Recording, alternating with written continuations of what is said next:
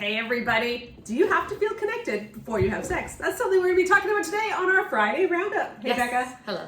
So, when we started these Friday Roundups, they were actually intended to be a roundup. We talked about things that happened during the week. And we haven't tended to do that for the last few weeks. No, because usually we have just like a thing that has to be said that doesn't have like a whole podcast segment kind of allocated to it. Or we wanted to comment on the podcast or... Yeah, so today I actually do want to do a roundup. So really quickly, if you did not see the podcast that launched yesterday, I kind of lost it at one point. I don't think I've ever lost it as much on a podcast before, but I really lambasted Fred Stoker and Steve Arterburn, and I got really mad. So about how they just ignore date rape and pretend it doesn't exist, and it's just awful. So if you haven't seen that, that's one of my more extreme moments. And then last week, of course, was all of your extreme moments because we did episode 300. Oh, that's right. The best of Becca. So that was really fun.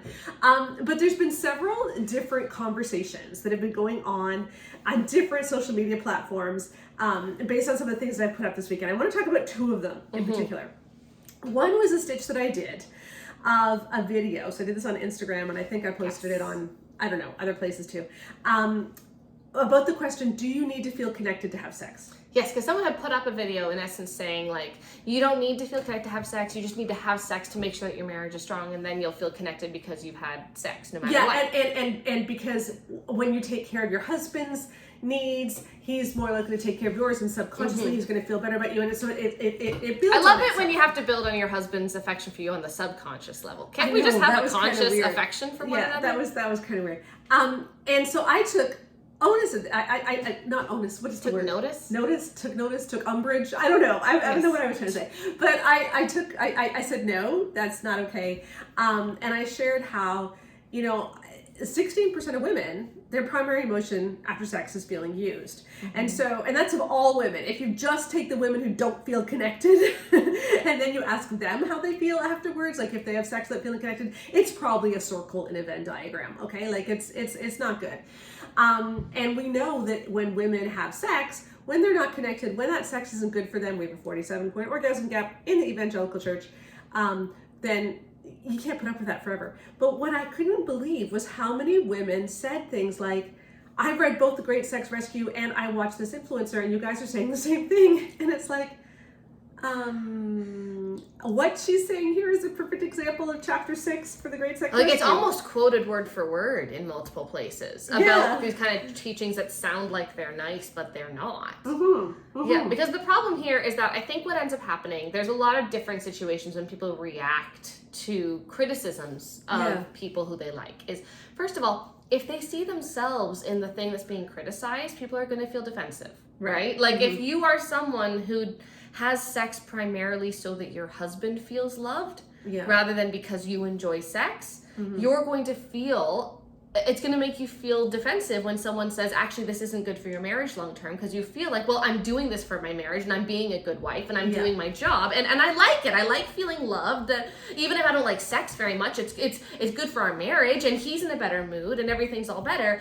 And so you're rationalizing in your head, right? Yeah. And what we're saying is not, you're a bad person doing a bad thing. No. What we're saying is if you keep doing this, you're going to, statistically speaking, you're going to end up in a rut where your marriage becomes full of resentfulness and contempt because you've been putting yourself through an incredibly intimate action without that actual true feeling of personal intimacy. It's something where you're giving something to him rather than experiencing something together. And that might sound like we're splitting hairs, but the data shows that we're not. Yeah. And that's what we're saying. We're not saying you're a bad person, you're in an awful marriage, you should know better. That's not what we're saying. What we're saying is, hey, if you're doing this, you're doing it because you love your marriage. You're doing it because you love your husband. You're doing it because you want to have a happy relationship. You are shooting yourself in the foot. So let's stop and let's correct the course now so that you're actually start doing the things that you want to be doing anyway. Yeah. Like if you don't want to have sex, let's figure out why. And let's work on the why so that sex becomes good for you. Because for a lot of women, sex isn't good, right? There's the orgasm gap. There's the fact that you just may not feel close for a whole variety of reasons. Your marriage might be difficult, whatever it is. And this is the problem, okay? Like when, and we've talked about this before in the podcast, but when people say things like, have sex even if you don't feel like it, that can mean two different things. Yes. That can mean, I normally really enjoy sex. Sex is awesome. but I just got a million things on my mind and I'm really tired.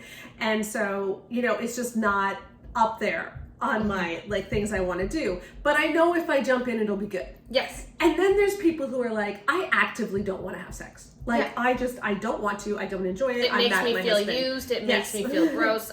It feels like a pap smear. This is something that I endure until it is over. And the problem is, okay, so when you look at these two groups, giving the advice, have sex even if you don't feel connected or don't want to, that's actually okay for this group, but it's really dangerous for this group, which is why our point is that instead of telling people to have sex even if they don't want to, we need to back the truck up. And the first conversation needs to be, hey, how do you feel about sex? Yeah, why aren't you having sex? What's the reason you're not having sex? So the reason you're not having sex is because, well, you're in an awful marriage and you're not communicating and you feel incredibly distant from each other and you've never had an orgasm and he hasn't cared to try to give you one, then that needs a different conversation than because we both started really stressful jobs in the last year and we have a 3 and a 1-year-old and I'm not getting enough help because even though he's watching TV and playing video games for 4 hours a day, I'm only getting 20 minutes maybe to myself. Yeah.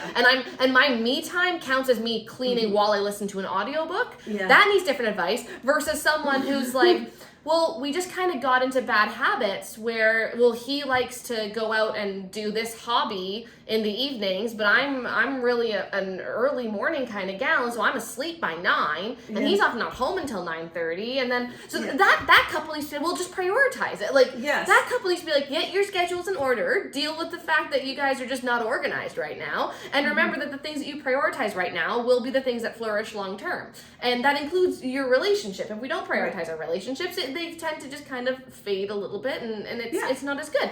Emily Nagoski talks about that a lot in her discussions about prioritizing sex. It's for you. It's for your own good. This couple needs to be told mental load exists, and you might not know it because it's all on her shoulders, so deal with that. And this couple needs to be said, wow, therapy is a good option. Yeah. And this is the problem. And it's funny because I got in, I've been, actually it's happening as we speak now. There's this guy who's arguing back with me on Instagram because I said, look, as long as, and we've shared this before, there's high marital satisfaction, she frequently reaches orgasm, they feel emotionally connected during sex, there's no porn use in the marriage, and there's no sexual dysfunction, frequency tends to take care of itself. And so rather than say, hey ladies, you need to have more sex, let's say, which of those 5 things or multiple of these things is affecting us right now, and let's deal with it so that we don't end up in a situation 15 or 20 years down the road where the marriage is sexless or they get a divorce. And his response is, so it's the woman who matters, not the man then. And don't you know what testosterone does to a man and how much he needs sex? So it's like, okay. So I can already, I'm going to guess. Just the testosterone things. Okay, so there is sexual infidelity issues going on. Just flat out. I don't care if it's actually physical or not. Yeah. This man is not faithful. No man who talks about testosterone that way, in my experience, having talked to many of these men, 20 minutes into the conversation, he's like, oh yeah, and then I cheated on her when we were engaged, but I haven't cheated since. Or there's like, I'm still currently watching porn, but it's just because she doesn't have enough sex with me. Yeah. It's like, okay, so you have a pornified style of relating, first of all. So, one ding. Yeah. Secondly, the woman matters more. Oh no, he doesn't know how to give an orgasm to a woman. Yes. Ding. Yeah. Like, a man with that attitude who thinks that her having no pain, having pleasure, them being faithful, and having a good marriage, and him not having sexual dysfunction is like all about her. I struggle to think that he's got a great emotional communication style, so probably ding number 3 on the marital satisfaction. Yeah, exactly. Like, this is a full bingo sheet. But like the whole idea that because he wants it so much, she needs to sacrifice her own sexuality, because that's what it does, okay? Having sex that you don't want and that doesn't, that almost repulses you or makes you feel used, actually steals her sexuality from her, so that it's so much harder to even ever want sex in the future. So because he wants sex so much, he's allowed to steal her sexuality from her. And that's just wild. It's like, people think that. If this is such an important thing for men because of the testosterone, you know, like if the testosterone is making you need to have sex with that, you know what that's called?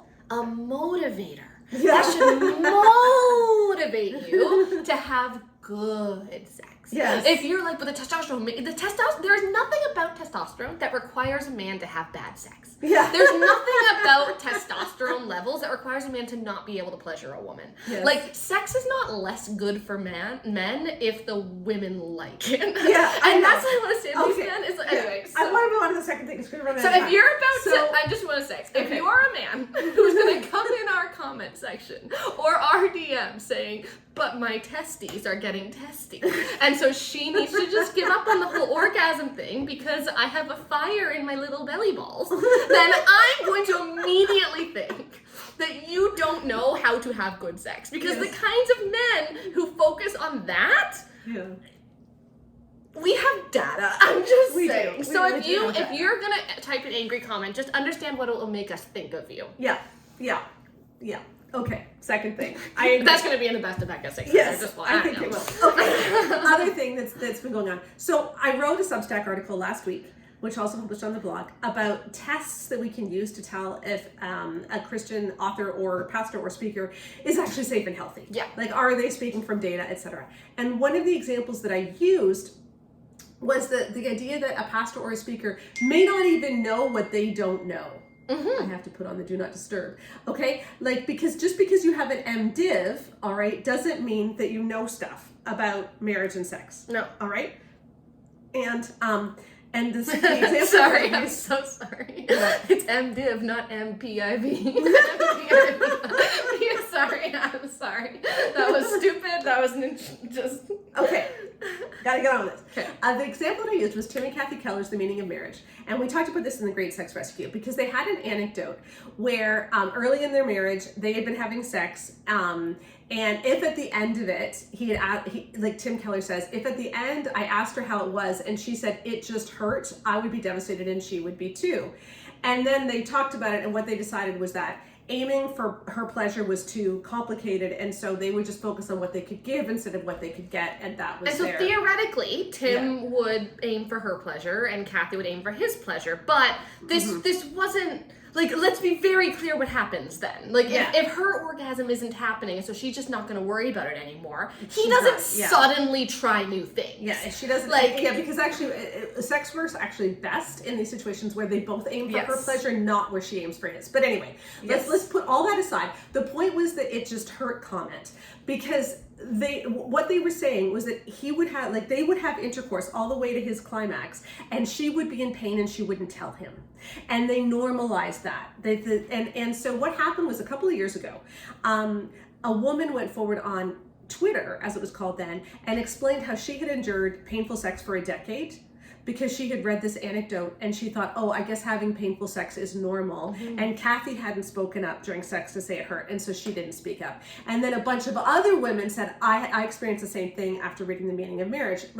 And I don't think Tim and Kathy Keller meant to say, if you have vaginismus, you just need to have sex. And I think they just didn't know vaginismus existed. Probably. Because most people don't, even though 23% of evangelical women suffer from it. And a lot of people find that there is pain at the very beginning of a sexual relationship, and then as you kind of figure out, maybe you figure out the arousal part, you figure out all the different things, it goes away. And so that's likely what they're talking about. They're likely talking about the honeymoon, the first couple days, although I didn't specify that. No, but we're giving them benefit of the doubt. Like they probably just had no idea. But that's the entire point. Yeah, is that they normalized something that they had no idea about. And so all of these women came forward, and then they tagged me, and so I got involved in the conversation, but I did not start the conversation.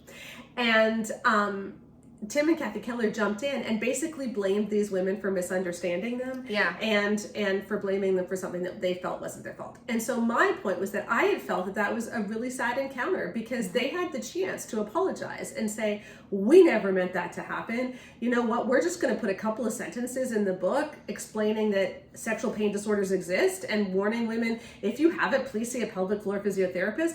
But they didn't do that. They just took offense and lambasted these women on social media. This was before Tim Keller passed away. And so anyway, I was explaining this, and someone took me to task saying, but weren't you just as mean to Kathy Keller? Because she was admitting that she had painful sex, and you were upset at her for not handling it right, just as she was upset at these women. So aren't you doing the same thing? Well, those women didn't make tons and tons of money and have a book contract and become famous and become incredibly wealthy because of their position. People don't get incredibly wealthy writing Christian books. No, but the number of books that they have sold. Yes. The number of books that they have sold and the speaking engagements and all these things. Like you make a good money if you are in charge, and also they're like in charge of the Gospel Coalition, all these different things. Like they have. We would be very stupid to assume that this is not very lucrative. And Tim Keller, like I understand that Tim Keller, is not in the same category as a lot of the men, like Emma Snagrich, that we critique and stuff like that. But this was a harmful anecdote, and the fact that they handled it this way really disappointed me, because it would have been so easy just to say, wow, we said that badly. We'll just ask the publisher to put in a couple of sentences. We do that all the time with our books, by the way. When we realize that we said something wrong, we do that all the time. When I realized I couldn't stand behind, a couple of my books, I took them out of print, and some of them even just because there were 3 paragraphs in there. And I completely rewrote The Good Girl's Guide to Great Text because I couldn't stand behind it anymore.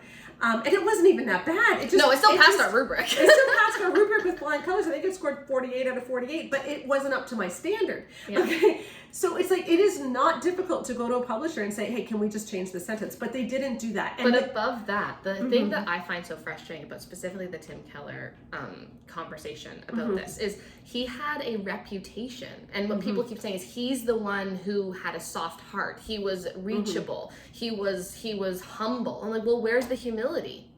Yeah. Like at some point you can tell me someone's legacy all you want, but if it's not lining up with their actions, was it true, or are we just projecting what we wanted to see on this person? And I don't see in a lot of areas where he's hurt women where they changed their mind and retracted it. There may have been other areas, but this is the area that I work in. I work in the area of women and women's pain. And there were many people, and this was not, by the way, like a Twitter firestorm. Like everyone was so kind, and everyone kept on saying, like, you guys have a really wonderful marriage. The reason that your book impacted me so much was how beautiful you had written it.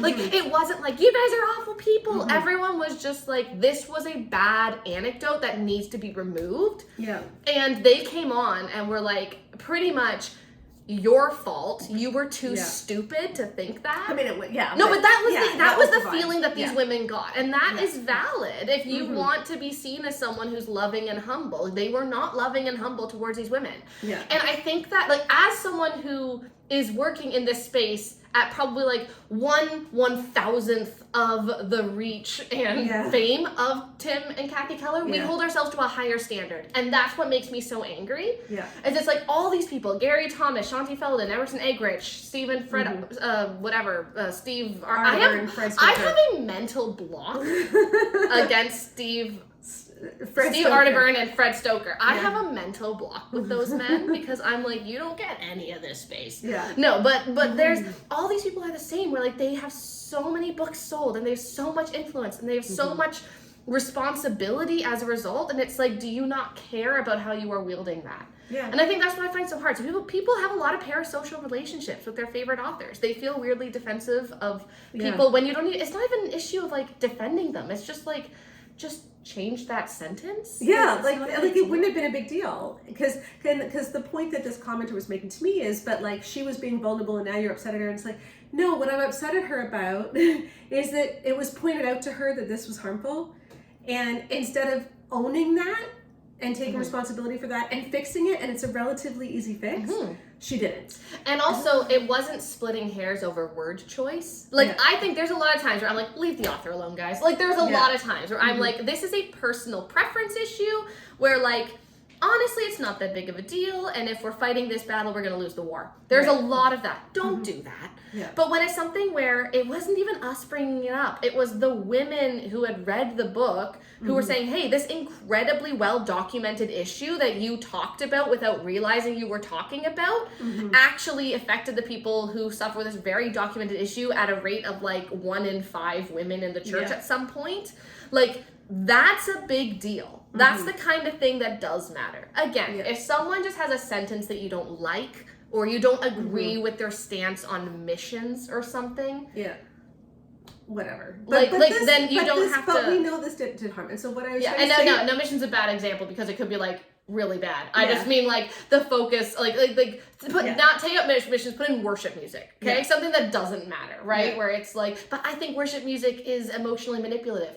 Okay, it also exists like globally. No, but okay, I just want to bring us back here. I want to bring us back here. The point is that this commenter was saying to me that I needed to have more grace to Kathy, and my point is, Kathy is a teacher.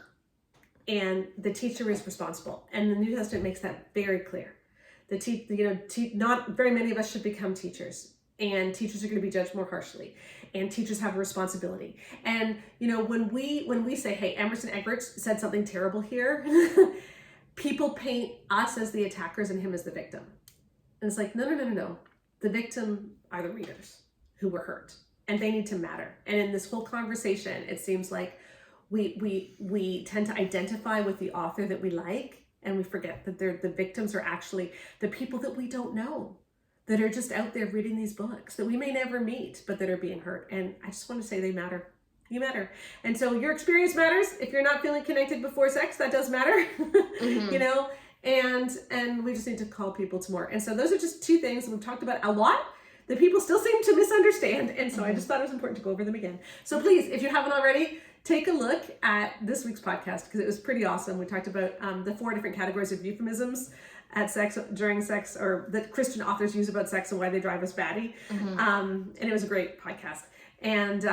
And I will put a link to the podcast where we actually talked about Tim Keller's, that thread, that whole discussion, along with some links. I don't even know if they're all still up, because some people have gotten rid of their Twitter, that a lot of stuff isn't there anymore. But I hope I share screenshots. I don't know. I think so. But anyway, take a look at that if you want to see it. And yeah, we'll see you again next week on Bare Marriage. Okay, bye-bye.